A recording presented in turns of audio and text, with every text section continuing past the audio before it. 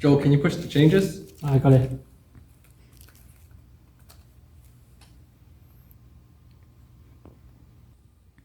Jason, does the changes? Yep, on them now. Beyond the Horizon is a VR experience that tells a story of loss and healing. The immersant takes on the role of a middle-aged man who has recently lost their friend, and over the course of 4 different scenes, the immersant goes through an arc of finding a new light that fills a void. The unique thing about Beyond the Horizon is that it tells its story over the course of several days. We compiled 4 different scenes that represent different days, starting with day 1 and flowing into days 2, 3, and 4. This allows us to have a proper narrative arc for a stronger delivery of our message.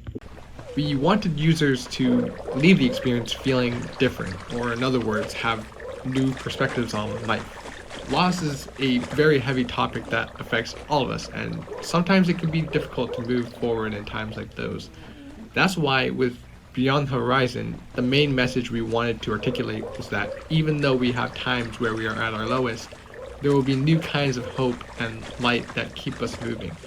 This idea was the basis of every design decision we made for Beyond the Horizon. The nature of VR makes it easy for the user to actually feel like they're in the environment that is shown. For Beyond the Horizon, we took advantage of this by ensuring the physical environments were the best they could be and worked on conveying emotions through the environments themselves. This way, when users enter the VR experience, by feeling like they are in the environments and feeling the emotions there, we are able to more effectively present our message. To emphasize our core message, we put extra care in our visuals and audio. For example, one of the things we did was not use any music for the first 3 days, as we wanted to express very little joy for those days. Then for the final day, we chose a very soothing and hopeful song to show the protagonist's narrative arc. In terms of visuals, on the final day we had the user begin at a lower part of a hill, surrounded by trees, and as the user follows the dog and gets to the top of the hill, the trees begin to disperse and the user is greeted by a wonderful view that serves as the climax of the story. To make sure we were actually making our decisions have real impact, we applied multiple VR theories such as imaginative and challenge-based immersion and preventing cyber sickness through keeping a consistent frame rate.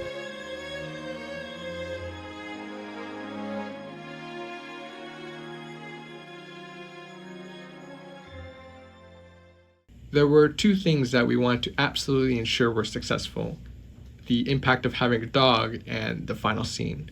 From our feedback, we only had positive comments regarding the dog and how users liked having the dog there.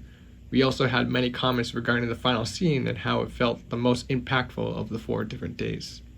Connected to the dog during the story. Oh, definitely. Yeah, the dog was the best fucking part. How did you feel during the scenes where you had to save the dog from the river? Do you evoke any particular emotion, such as fear, urgency, or Yeah, I was panicked. I wanted to say that. with the dog, you let you look on the final beautiful view, the playful and other things? Did you feel rewarding or impactful in the I'm so relation? glad the dog was still alive. Yeah, one to 5, how do you feel? Can go back? 5. So, yeah, I was so happy the dog was okay. One of the biggest pieces of feedback that we got was that users wished they could have had more interactions with the dog. So the next steps for this project would be to dedicate time to adding more interactions in several different ways.